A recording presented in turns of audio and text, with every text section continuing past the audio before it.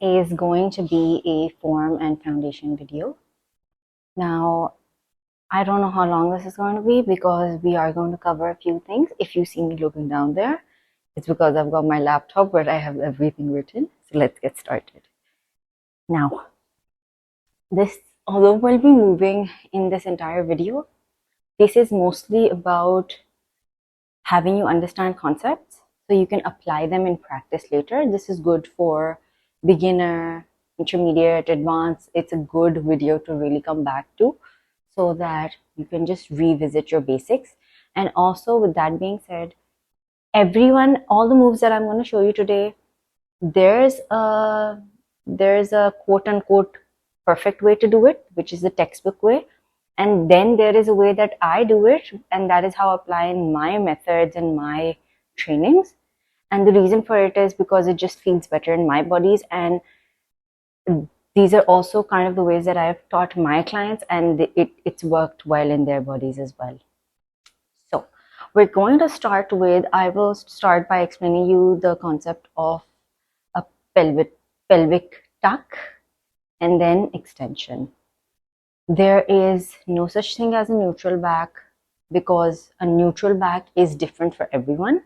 But basically, imagine that you've got a bowl of water here, right? This is how I explain everyone. Now, this water right now is stable. When I tuck my pelvis in, right, when I'm tucking everything in, so that water is falling back. When I bring it back to center, that water is stable. And when I arch my back, that water is falling forward. Now, these are things that we will work on right now in cat and cows. I will also break down cat and cows for you. So we are going to be on all fours. Now, if you are someone that has wrist pain, then I would suggest that instead of keeping your palms completely flat, you have them turned out slightly. That is how I prefer it for myself. So your wrists are going to be underneath your shoulders and your knees approximately underneath your hip bones. You can tuck your feet, you can keep them down. That is completely individual. You need to see what works within your body. I will move slightly further away so you can see me better now. From here, as you extend your back and your water falls forward, I want you to look up and imagine that there is a string attached from your head to your hip bone that is being pulled close. And I want you to actively press the floor away. And when you round your back, the water is falling back and you look towards your belly and you're actively pushing the floor away, right? So I'm still pressing my hands into the mat, pushing the floor away, and I'm also really using my knees to round and bring my belly closer to my nose as best as I can. Then you look up again and you arch your back. These are your cat and cows. You can always tuck your toes, do what works best for you. We'll do 3 more of these. Pushing the floor away, looking towards your belly, really forcing the floor away, cupping the mat with your hands. And then you arch your back and you look up. Good.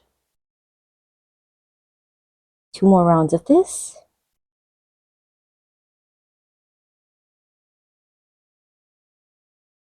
I like to exhale when I look up and then inhale when I'm rounding. People do it the other way. Do whatever works within your system. And last one. Now from here, what I will also teach you is how you protract and retract your shoulders.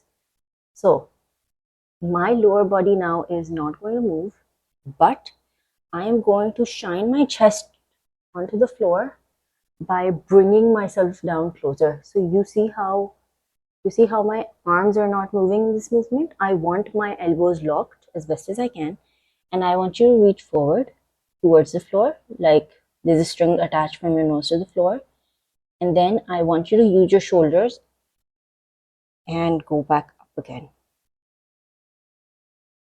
Good. all of this movement is happening within your shoulders, and you will see how we will apply this in our planks. That is how I prefer doing a plank. And good. So this is when you press the floor away, like let's say in your cat and cows, when you're pressing the floor away, you're using your shoulders to push yourself up. You're creating a deeper hollow. You are rounding the top of your t-shirt more. We're not referring to our lower back right now. I'm just talking about the upper half of my body. So I am pushing the floor away and then sinking my chest back onto the floor. Give me two more of this. Good. And last one. From here, I want to tell you this, that I understand that a lot of these exercises are tend to be very heavy on the wrist. Even to date, it's sometimes they just don't feel good, and I completely get that. But with that being said, I want you to also take into consideration that if you don't do all of these drills, or if you don't challenge your wrist and you don't challenge your neck, you are never going to build strength there. And the aim for you and your practice should be to build strength in all places. Eventually, we will start adding on load, which will feel better, but this is just something that you can do. Now, another thing that people usually experience is a lot of discomfort in their knees. What I then suggest is that right now I have this mat which is pretty thick, but if you have, let's say, a towel, or if you can, even if for this one, let me show you. If I just roll my mat up and I keep my knees down, this is far more comfortable for my knees or for anyone who might have knee issues. Right? So you can take this variation whenever you feel like it doesn't feel too good in your knees. Next, another thing that I do usually suggest people is that if you're in a plank or if you're in any form of wrist position that is causing discomfort, just come down on your forearms and you'll be sorted, right? The next thing that we're going to do is we're going to practice rolling up.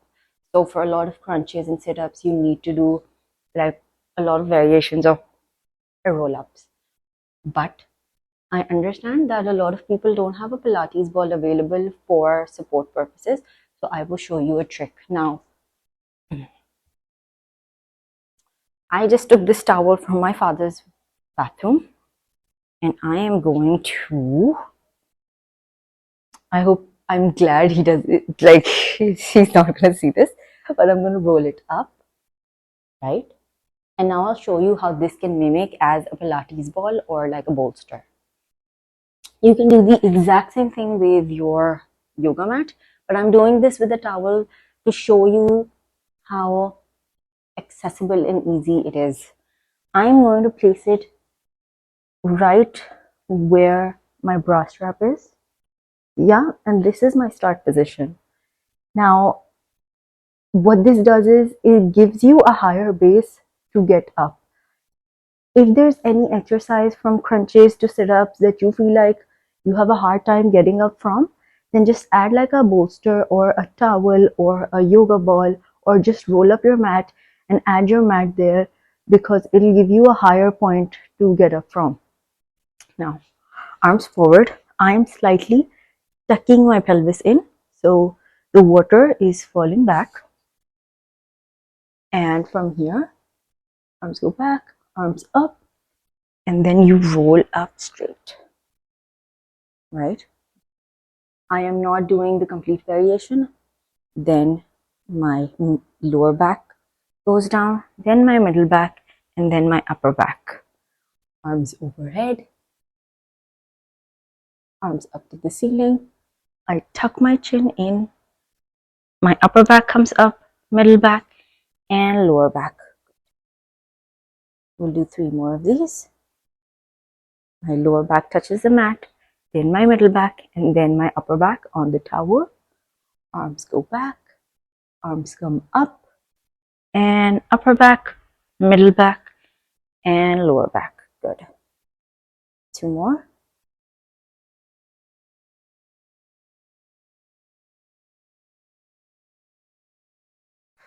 exhale when you come up. Good.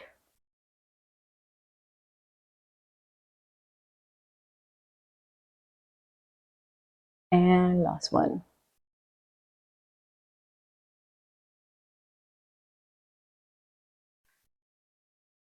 You can also use speed. So let's say if you don't want to do the towel variation, or you feel like after doing this for a few days you feel like you've got the strength, then just go ahead and do the full version. Go down, arms go back, arms come up, and you come up, right? So this is also like a sit-up, or variations of crunches, or whatever we do in my method. Once again, we'll do the full variation of this. Going to melt back with your lower back first, then your middle back, and then lastly your upper back, and then your head. Good. You can, like I said, you can use speed, you can use momentum to get up, because I know not everyone has the core strength to do this, and that is completely understandable. You can also write all of this down for yourself, or maybe watch this video again later. Next, now we're going to come or discuss a bit on rotations. Rotations are when I make you do like let's say twists, or we do like Russian twists. Now what happens is, or even when we're doing our crisscross, right? This is a rotational movement. But for most people, what happens is that they kind of forget that this movement is being powered by your core, or by your upper body rather than your lower body. The entire point is for you to rotate, so you're working on your obliques and your sides. So I'm going to sit up, right? And I'm going to have my hands on top of each other. I'm going to go back halfway. You can very well add a towel or any form of support that you want. And without moving my arms, I will try to move my entire upper body, and then back to the middle, then to the other side. Good. Good. The twists from side to side are actually me twisting my entire upper body. And give me one more on each side. Good.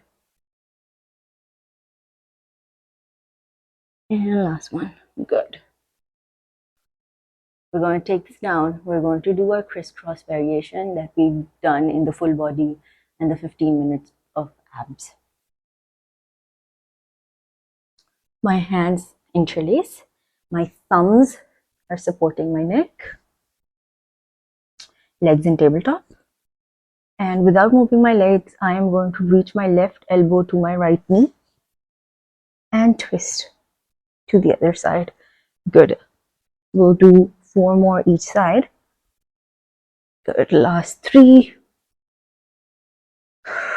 Last 2.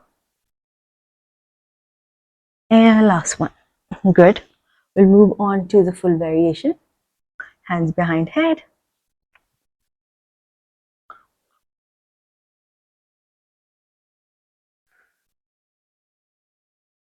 Three more each side.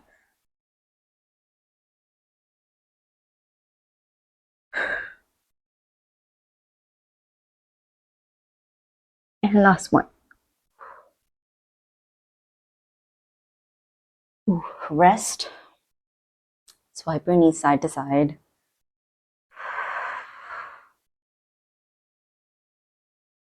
Okay, next. From here, we're moving into our, planks. But before we move into our planks, there's something that I want to show you. Now, it is your feet internally and externally rotated. These are some things that you hear in yoga and Pilates a lot. Let's say your feet are planted, right, like this. when we ask for external rotations, you point your toes outwards as best as you can. There is no perfect way to do it. It has to feel comfortable in your body. And over time, when you keep on doing the same exercises, you will see the change and you will feel the change. You will feel how your hips are now more open or you've got more space. So this is an external rotation of your feet with your toes pointing. What I also see is when I ask people to externally rotate their feet, they will, I don't know how they're able to do this, but they will kind of externally rotate this way, and I get it. This is a stance that is wider than shoulder distance. I want you to open your toes out, and this is external rotation. From here, we'll just move into our sumo squats for 10, 9, 8, 7, 6, 5, 4, 3, 2, and 1. Good job. Okay. Now for our plank. Everyone's favorite, or every trainer's favorite now. I hope you can see me. I'll remove the towel. Once again, we go back to our basics, which is your wrists are underneath your shoulders and your hands are slightly screwed out and your fingers are cupping onto the mat.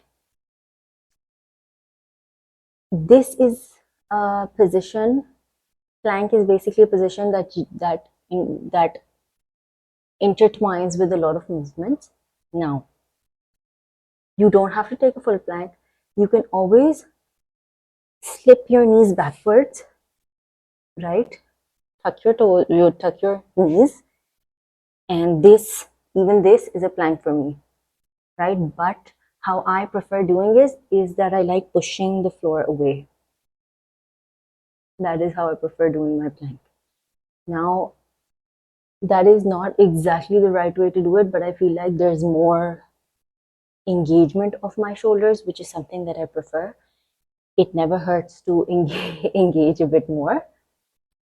Full variation would be that your toes are tucked, your wrists are underneath your shoulders, and you're pushing the floor away. Holding for 10, 9, 8, 7, 6, 5, 4, 3, 2, and 1. Bring your knees down. Once again, you can do the same thing with your feet rested, or we'll move on to the forearm variation. Prayer hands. Your elbows are underneath your shoulders and you hold for 10, 9, 8, 7, 6, 5, 4, 3, 2, and 1. Good job. This is hard. No matter how many times I do it, it is hard. Sometimes, I mean, you can try doing like the half and half. The half and half plank for me is when you're on your shoulders and you're also on your knees. You can also very well do this. But this is, I mean, if you're a beginner or very new to movement, only then this is something that I would recommend. But also, then again, keep your shoulders engaged. From here, moving on. I'm starting to get a little hungry, so anyways, I'll show you how we do side planks. Now, a full side plank for a lot of people is very intimidating, and I get that. But I would suggest that you start with a half variation, which is that your elbow and shoulder are in one line. You can either have your toes, like have both your legs at a 90 backwards, and you can lift up, and this is well enough a side plank, or you can extend your top foot, and this also counts as a side plank. And you hold it up for 10, 9, 8, 7, 6, 5. You're pushing the floor away with your elbow, and 1. You drop down, and we're going to do this again once more. If you know how to do a complete side plank, then stagger your feet.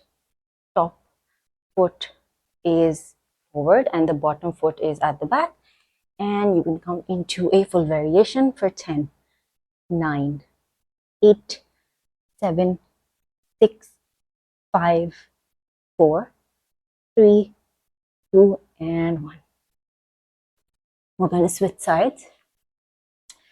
Now on this side, I will show you the complete variation and a half. This was the first that we did was on our elbow and on our knees. Now I'm going to be on my palm for both the variations.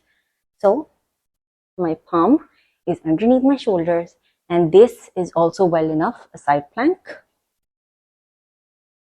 for 10, 9, 8, 7, 6, really actively scoop everything in, and 4, 3, 2, and 1. Come down.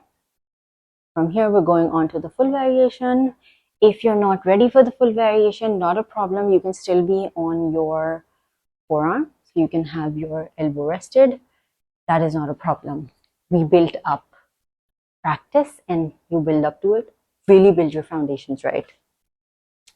Okay, you stagger your feet, and for 10, 9, 8, 7, 6, 5, 4, 3, 2, and 1.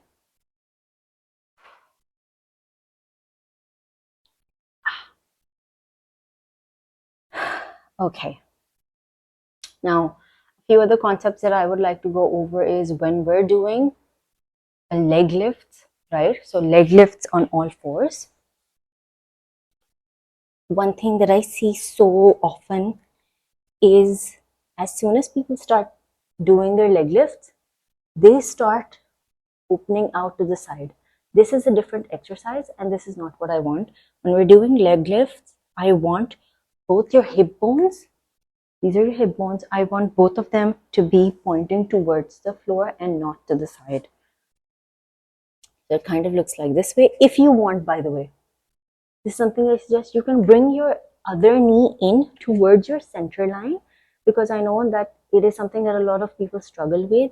If you have your knee underneath your hip bone, so you can bring your inside knee in, and both my hip bones are pointing towards the floor.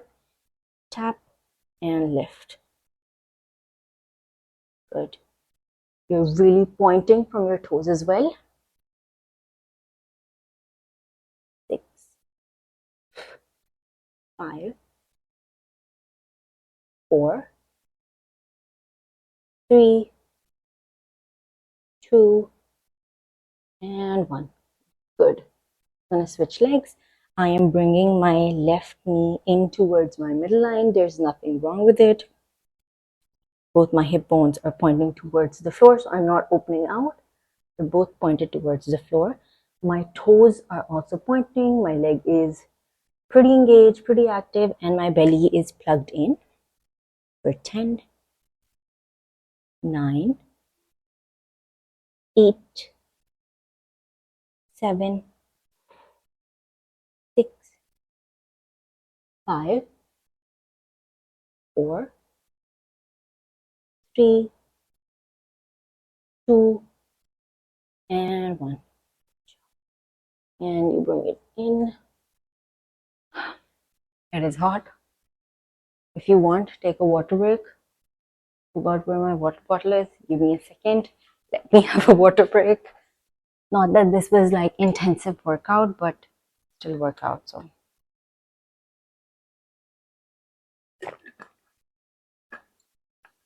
we don't drink from plastic. We drink from glass or steel because it's better for hormones. Okay. Next on my list is, this is something that I used to hear in Pilates a lot.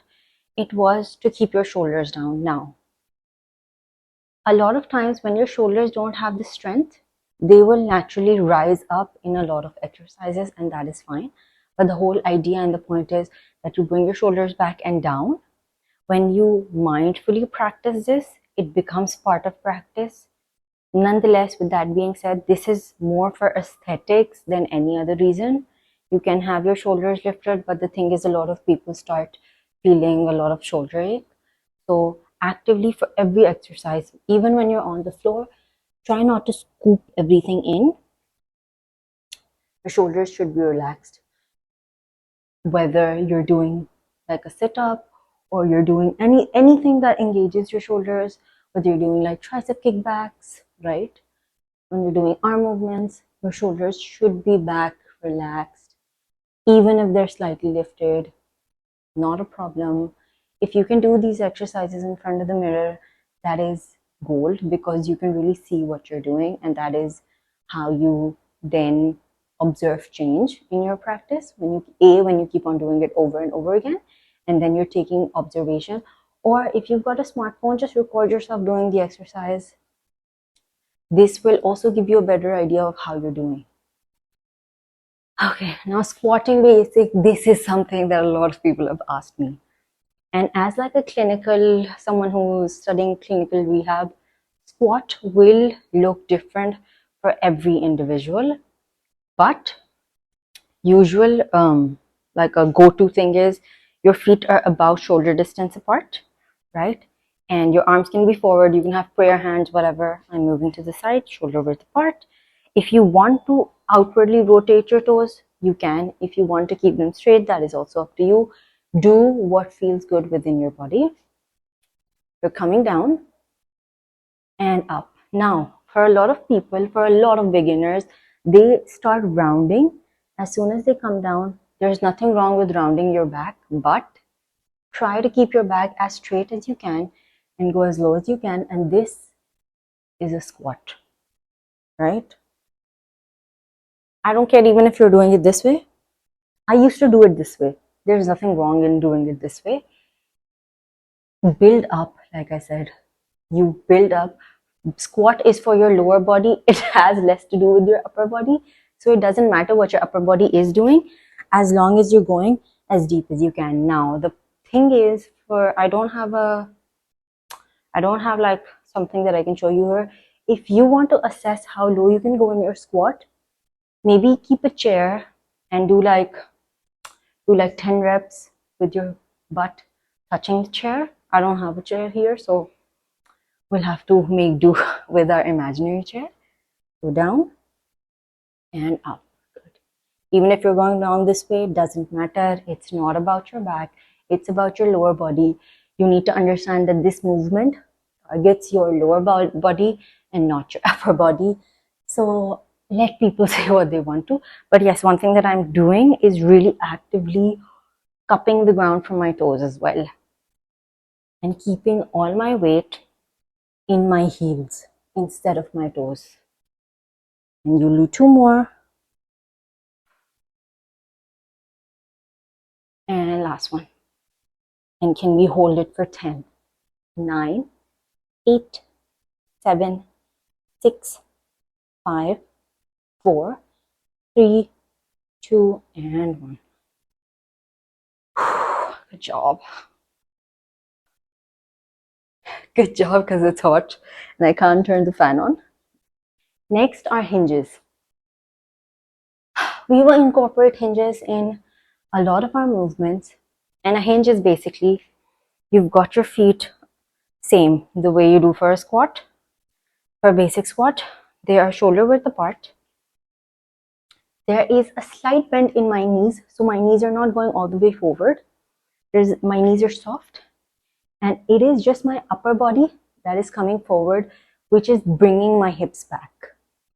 If you're doing this correctly, this will probably be your last point, right? And you come up. Now, what is happening is I'm keeping my shoulders back and down, right? And my hands close to my body. The movement is not happening because of my hands, it is happening because my knees are soft. My back is, I keep it slightly arched when I'm teaching people, but otherwise, even if it's rounded, once again, this movement is for your lower body and not for your upper body. Try to do this as best as you can. Shoulders back and down, hands on your thighs. Your hands start grazing your legs as you move forward. And when your fingers reach underneath your knees, you will start feeling the back of your legs really fire up, your hamstrings really fire up, and then you come up the same way. You start pushing your hips forward and you come up, and that is a hinge. This is a hinging movement. Imagine your upper body and your lower body are like two pieces of puzzle, and going down and up. Good. Can we do two more of these? So shoulders back and down, hands in front of your thighs, soft knees. Good. And up. Good. One more. If the back of your leg is being activated, just know that you're doing this correctly. Okay. Now, this video is turning out to be really long because it's me speaking and me explaining. I am not the best person to show you a push-up because I've not gotten my push-up right now. Embarrassing as that sounds, it's not something that I do very often. But a basic push-up is like a plank. Like I said, a plank is incorporated and intertwined with a lot of movements. I do my push-up variation in a half plank because I am still human. I am not perfect. My upper body and my chest is not that strong, although I want it to be. I'm on my knees. My hands are now slightly, you can keep them underneath your shoulders or bring them lower, however, and your knees are tucked from here. How you actually get a push-up is not by bringing your chest forward, it's by bending at your knees. And my core is active, so you see I'm not on towards the floor. My core was active.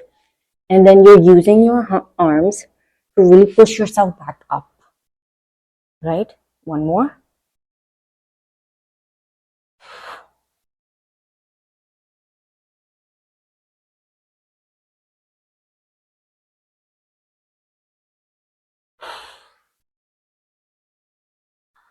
I hate push-ups. I'm not gonna lie.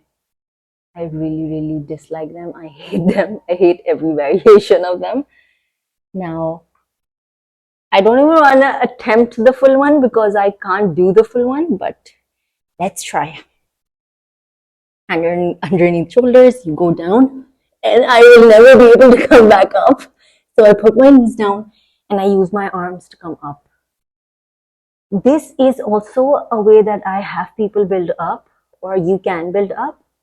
You start with a full variation, you go down, and then with all your force, all your might, you bring yourself up. That is how you eventually build the strength to do it. This was a very poor attempt of me trying to show you how you can do one. Once again, when you constantly keep on doing it, you become better. This was not something that I was good at. And to be honest, it's not something that I work towards a lot. But that is just my preference. But women are supposed to be doing push-ups and pull-ups, so that's a goal. Next, I have my downwards facing dog basics and my puppy basics. How you do a downward dog. You can start in a full plank, hands underneath shoulders, and your feet are on the floor. My feet are hip width apart. From here, I am pushing my hips up. Now, usually what yogis or yoga instructors will tell you is that your heels are not supposed to be floating like mine are.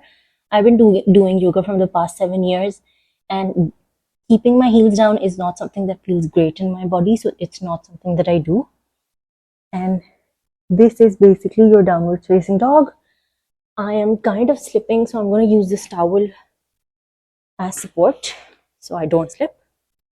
Once again, I hope I don't slip, but here, and I'm actively pushing my upper back towards the ceiling and my hips towards the ceiling. This is a downwards facing dog. I want you to shift back into your plank. And from here, I want you to shift your hips up. Your hips point to the ceiling. Very good. And try not to knock your knees in. Keep your knees hip width apart. And you come forward again. And two more. I'm really scooping my belly in towards my back. And I shift forward. And last one.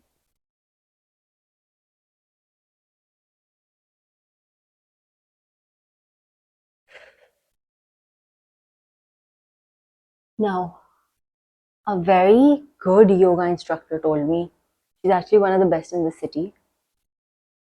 She told me, she was like, and I don't want to take names, so she told me that, I'm sorry, that's my laptop. If in case you're unable to move from a plank to a downward facing dog, do whatever variation works within your body, because every body is different and it's going to feel different, it's going to look different. Eventually you will build up the strength to do it, right? So let's say if I'm in a plank and I need to readjust for my downward facing dog, you can always bring your arms in closer and then go up, right? And your knees don't have to be locked out if it doesn't feel good in your body. Just do what flows naturally, right? So it is about what works within your system rather than what is considered perfect, because you need to take into account that you can't push your body in certain positions because of your basic anatomy. Not like, this does not goes to say that if you're doing like stretching and if you're working on it, it's not going to get better. It will, but it takes time. The next thing that I want to show you is the puppy pose. The puppy pose is basically your knees are underneath your hips. I'm going to remove this towel out of the way, out of the camera. Yeah. And my hips are in the same place. It's my chest shining forward, and I touch my chin to the mat with my arms extending. Good. And we stay here for 10, 9, 8, 7, 6, 5, 4, 3, 2, and 1. When I started doing yoga and I started doing a lot of body weight movements, I was unable to bring my chin to the mat. Once again, that is a process. You can place a prop to help you, or you could just keep on doing it over and over again till you really start opening up your back. The last thing that I want to show you is the pigeon. This is something that once again is going to look very different in everybody, but we'll start with our downward dog. From here, we're going to take our right leg up to the ceiling. I'm going to bring my right knee in, and I'm going to place my knee on the mat. It does not have to be perfectly squared. It'll look different for everyone. Now, instead of scooping down to one side, I'm keeping my hips the same thing. I'm applying the same rule. Both my hip bones are pointing towards the floor instead of me scooping to this side or that side. And you can also melt down further if you want. Here for 10, 9, 8, 7, 6, 5, 4, 3, 2, and 1. Switching sides. Once again, we're in our downward dog. My left leg is going to float up. I'm going to bring it in.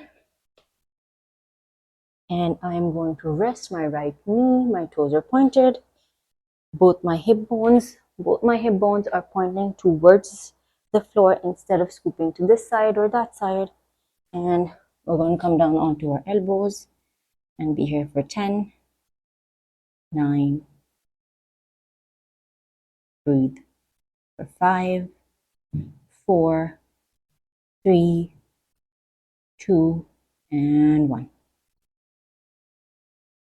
Good. There is one more variation that I would like to show you. That is when you're lifting your legs in a downward dog. Now, let's say you're in your downward dog, right? And I ask you to lift your left leg. What happens is people stop here. Being here is so much harder than being up here. Doing the actual task actually makes it much easier rather than sticking here. This is harder. This will feel harder in your body. So really open your leg. This is an opportunity where you can actually open your hip bone out to the side if you want and really point your leg up, right? And then you can bring your knee in, maybe tap your left elbow, go out again and up. And my toes are pointed. Do 2 more. And 1 more. Hold it up. Breathe for 10, 9, 8, 7, 6, 5, 4, 3, 2, and 1. Bring your leg down. I am going to switch sides so you can see me. Same thing on the right side. Downward dog. Do you guys see me? Yeah. From my downward dog, my right leg lifts. And you bring it in. And out. And in. Out. And 1 more. And I'm slipping. And hold for 10, 9, 8, 7, toes point, and 1. You take a child's pose, spreading your knees. You rest your hips onto your heels, extend your arms forward, and your head comes down to the mat. And you just breathe.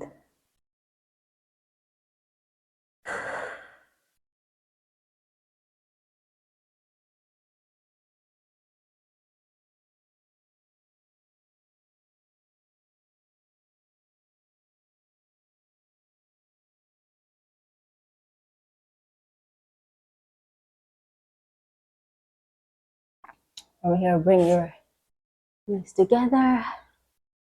I really want you to thank yourself, and I thank you for joining me in this form and foundation kind of practice. I know this was less movement and more of me explaining you stuff, but that was the point. I really wanted a video that I could really break down a lot of moves that I would be doing. So when we're actually, and you're into challenges and you're into the actual movement videos, you don't have a hard time understanding what I am trying to say.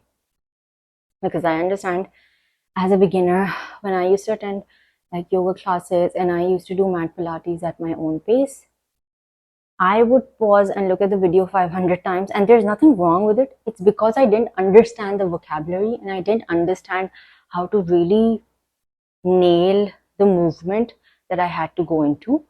Form in a lot of things is not necessary, but sometimes it is good to really understand what body part we're working so that you know how you can apply it in your practice and in your body, because it all comes down to how something feels in your system rather than how it looks on me or any other instructor that you might be watching. Thank you for joining me today, and have a lovely week. And I hope you're doing my 3-3-3 challenge, because we're going to be using a lot of these moves, and I promise that you're going to see change. So thank you for joining me.